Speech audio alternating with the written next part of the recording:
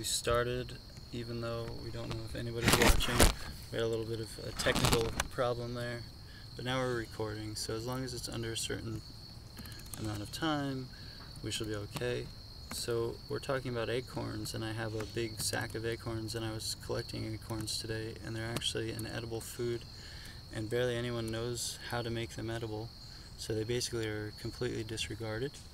And Camilo is also asking about if I, what did you say, do I roast them? Yeah. No, not yet. And you first have to quarter them and dry them, and then you have to pulverize them, and you have to soak them, and then soak them, and then soak them, and soak them, and soak them for like 2 hours, 2 days, 2 weeks. So let's see if I have some here. So here's some of the, where's that? The quarters of acorns, which everybody's familiar with. So I've actually been harvesting them and quartering them with a knife. It's really delicate. You don't want to cut your finger, and you want to face down on the blade with your hand above it, because that thing will slip all over the place. I've definitely cut myself, learned that from cutting myself. So if you have a wedge, it's really important. If you put the acorn in a wedge and you just press the knife down, you cut it in half and then cut it in quarters, then that enables them to be dried, and then you have to do the next process after that, which takes some doing. And it's so interesting because you trade that basically for money for flour, so time for flour. So the end product will be flour, acorn flour. You can make a meal, right, but you can also just have a powdered flour. Now, indigenous people wouldn't really have the capacity to make, or at least it would take a lot more time to make flour, right? Powder that we know is made from machines. So, you know, like I have a mortar and pestle.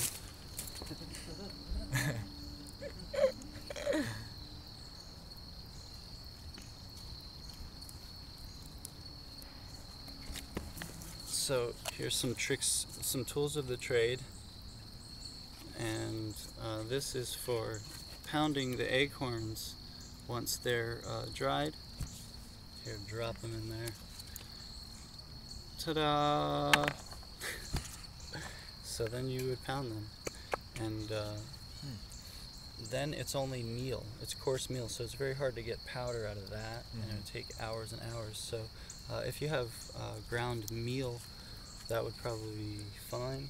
Although they use, like, makes me think of mini metate, which is stone. So obviously in Mexico, South America, you see these like corn grinders, right? Stone With the slabs. stones, and they're going at it like every single day, and that's just like dinner preparation for grandma is like 5 hours from dinner, and she's just grinding, and they love it, you know. And that was part of their work. And they were energetically working the whole family, Right. By grinding something Through in the the connection. corn and praying. Those grandmas were definitely praying. So ours is the acorn. Indigenous, you know, Native Americans, this was the acorn. And actually it's really interesting because people think that acorns, that indigenous people died from the plague and stuff like that, and that's true. But the real truth of it is that pigs, English pigs, actually live sometimes on a farm, and they have 2 pigs, and the pigs get out all the time. And I just woke up at like 5, 6 in the morning and walk, and the pig is in the front yard. And I'm like, it's a 700-pound pig, Winston, at Cooperative 518 farm, and they're awesome. And so this pig is like, we gotta get him back into the fence, but what he was doing was eating acorns. And it really brought home this realization of like, I couldn't get his attention because he couldn't get off acorns. That thing could eat anything it wants. Imagine its taste buds, that it wants, of all things, acorns. And it wants that because of calories, because of some sort of nutrient it feels is the most dense possibility for its stomach and its biology. So the pig actually tolerates what's called tannic acid, which is in the acorns, and that's exactly what humans somehow figured out how to leach out and turn into food through soaking. Yeah. So if I tasted one right now, is it bitter? You enjoy that, and it's extremely tannic. Lauren, would you like some medicine? Thank you. Oh yeah, that's great. So acorns are the most bitter thing, and I'd imagine somebody's like, okay, I'm gonna go forage, and they watch the squirrels, and squirrel is squirrely, so they go out and they collect acorns, and people put these in your mouth, and this is gonna taste like sand. Tannic acid just really pulls all the moisture out of your mouth.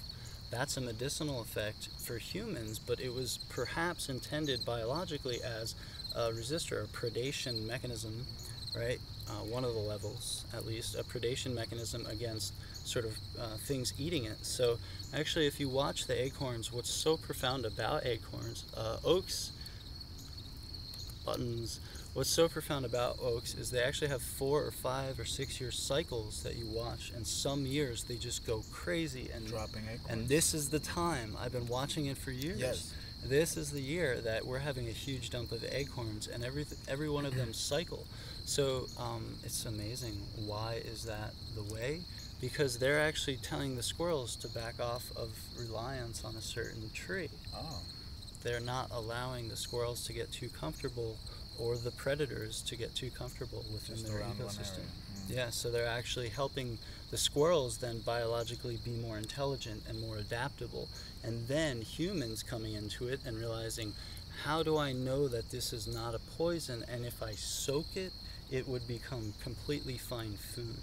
And this is a question we've completely skipped over in our whole culture, and really we're not talking about how did they figure it out in the first place.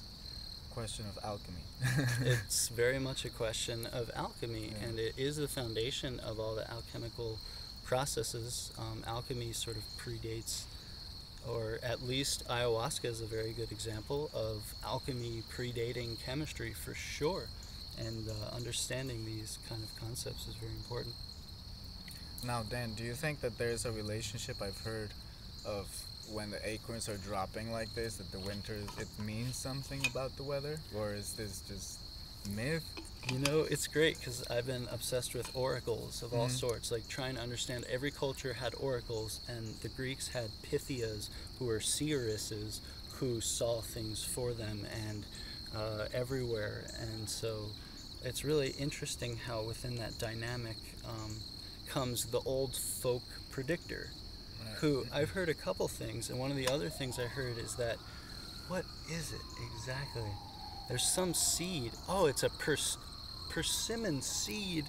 Okay, so somebody told me at a plant walk, it was a persimmon seed. They cut it in half and they slice it, and they can tell something about the winter through that seed. Right? And so you're also saying about predicting the sort of cycles of the ecosystem, right? But then looking at what would it tell if there was going to be, here's one way of seeing into it, if it was going to be that the ecosystem provides a large amount of fat through the nuts, right? Fat and protein, storable fat and protein. Does that say something about the predictive capacity of the ecosystem, or some species within the ecosystem, about what they need to prepare for the winter?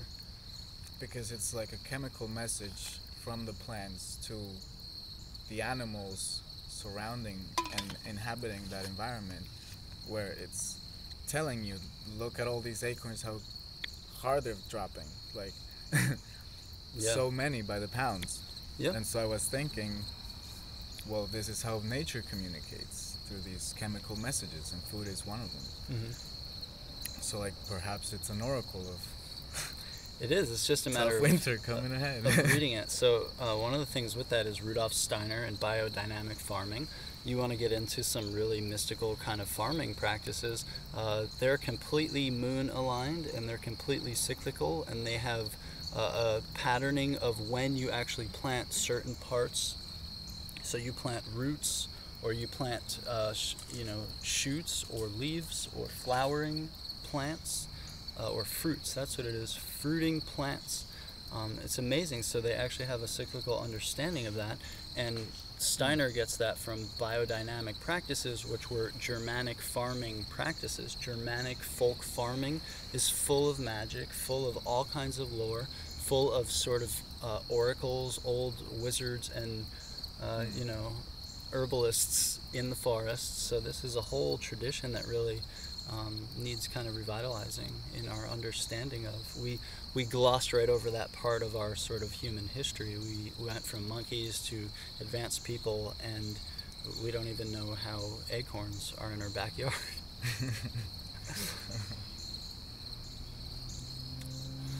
Yeah, so I'll just show a bit about what I've been harvesting. So mugwort is now a really good time to harvest dried mugwort. You can make a tea out of this very easily. It's in everybody's backyard. It's called mugwort, and we know why that is. So it's actually a brewing beer, and you can actually ferment mugwort into beverages. Mugwort is very medicinal, and you can find it in your backyard. That was our commercial sponsor.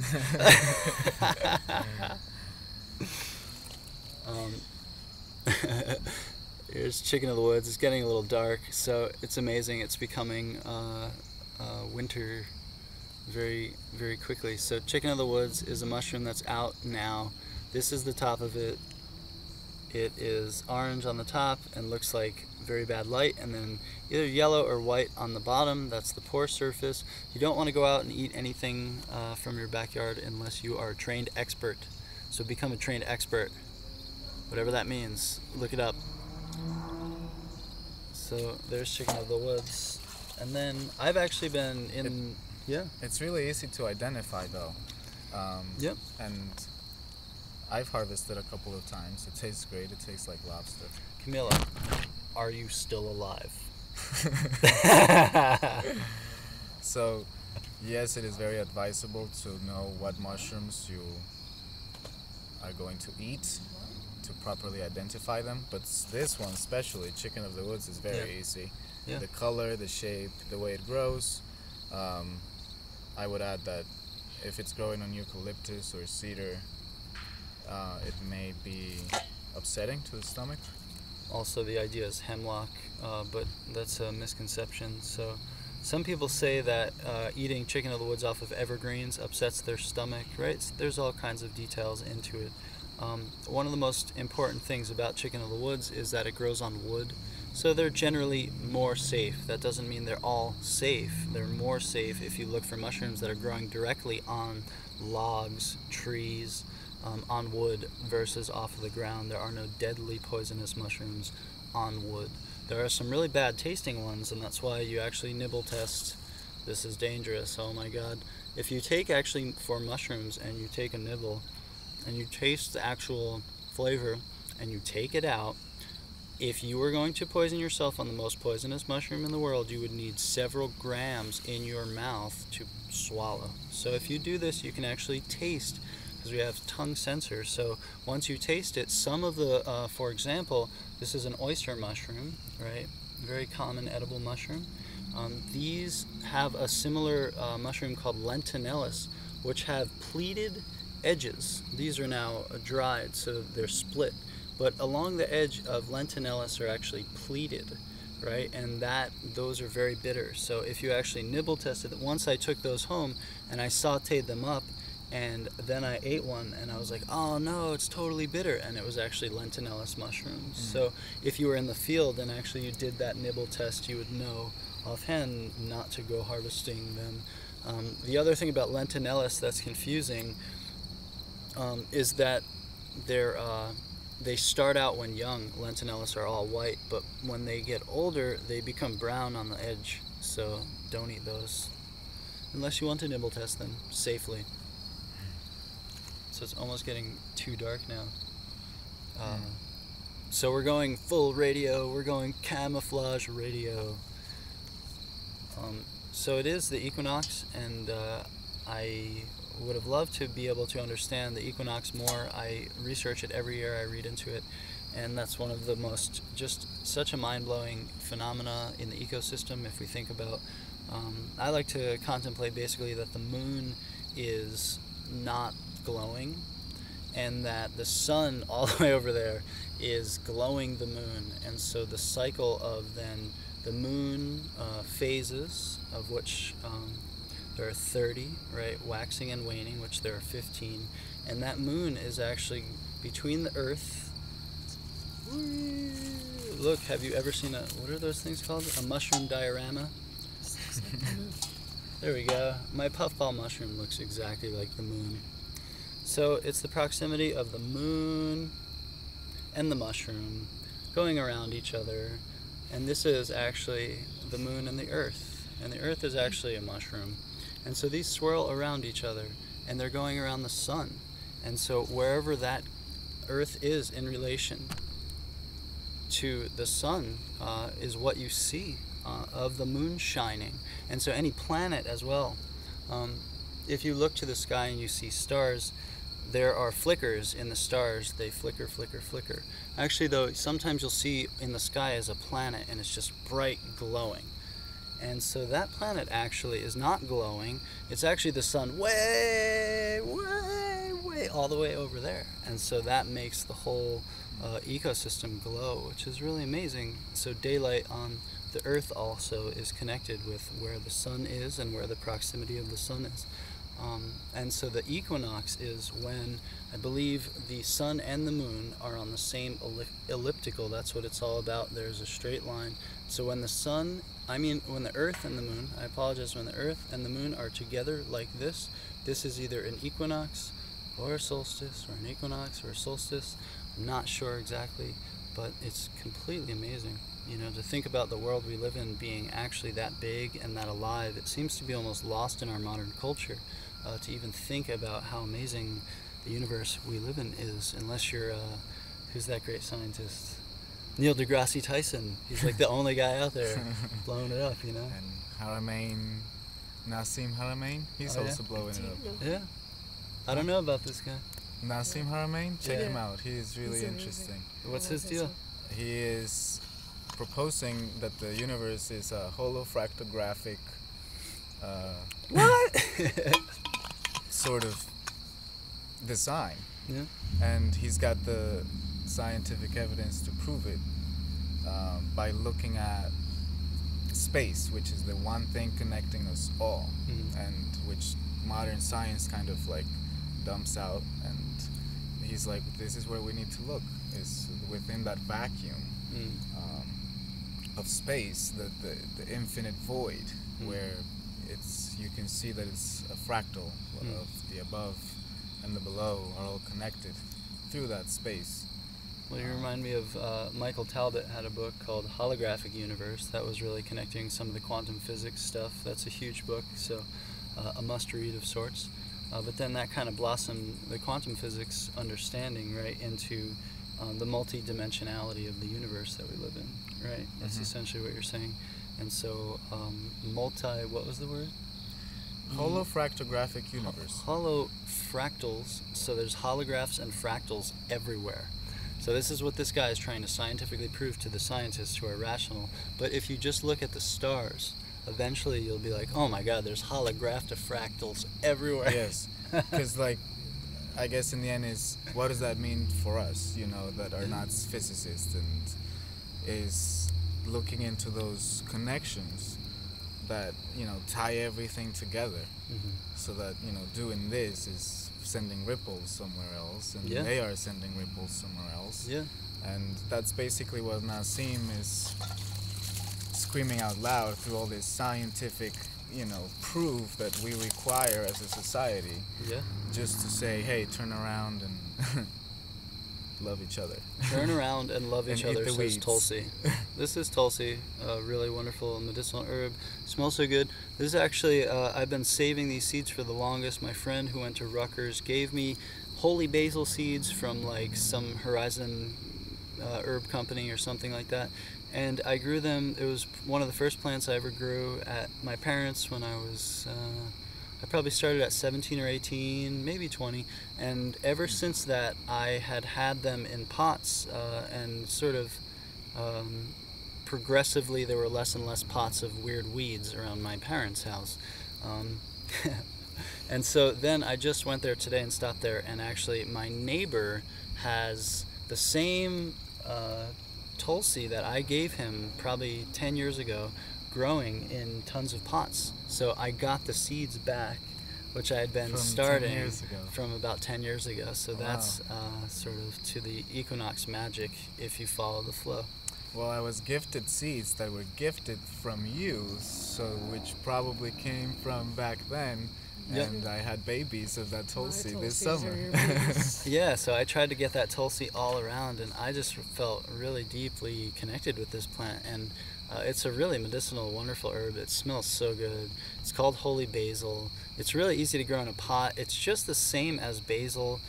If you grow it, actually, you can just let the seeds fall into the pot and have it next year, and you bring it. I mean, the question I've had is, does it winter over or not? Because it's Tulsi, it's from India, maybe the seeds die in the winter depending on how cold it gets. But I've had them both come back, it seems, and not come back. But there's a ton of seeds per Tulsi, so you don't want, I don't know if it will spread. But if it spreads into your mouth and you actually harvest it, it's a really good herb to work with. You can have it on a windowsill. And this one plant taught me to start eating little small amounts of plant matter, just like nibble on my herbs in the garden. And that really started a huge door of understanding, well, man, that's fresh herbal goodness into my bloodstream right now, or into my stomach. So there's really a very important aspect to that. Of course, Tulsi is a famous adaptogen. There's so much information about this plant out there. Check out David Winston's book, for example, Adaptogens. There's plenty to look about Tulsi. There's a weird idea that Tulsi, there's a scientific journal, those Facebook posts, they're like, science proves, chakras, all these kind of stuff, And so this was a science proves that Tulsi removes fluoride out of water, which was really interesting because the first thing I thought about, that's too, but the first thing I wanted to research or look into was just, what is the dose? What's the dose? What's the dose? And so in the article, unfortunately, there's just no dosage told about how much they used in their experiments. So it's like, did they use 1 leaf? Did they use 25 leaves? It didn't really tell what exactly they did in the process, so more should be learned about that. But as Camilo is saying, I mean, I'll eat this and get whatever detoxes out of my body and all the healing. This is definitely a known adaptogen. Please, cheers. So equinox, blessings, everyone. That's how you share in the abundance of like 20 years of growing the same Tulsi plant from my friend Vinny O. He is known as.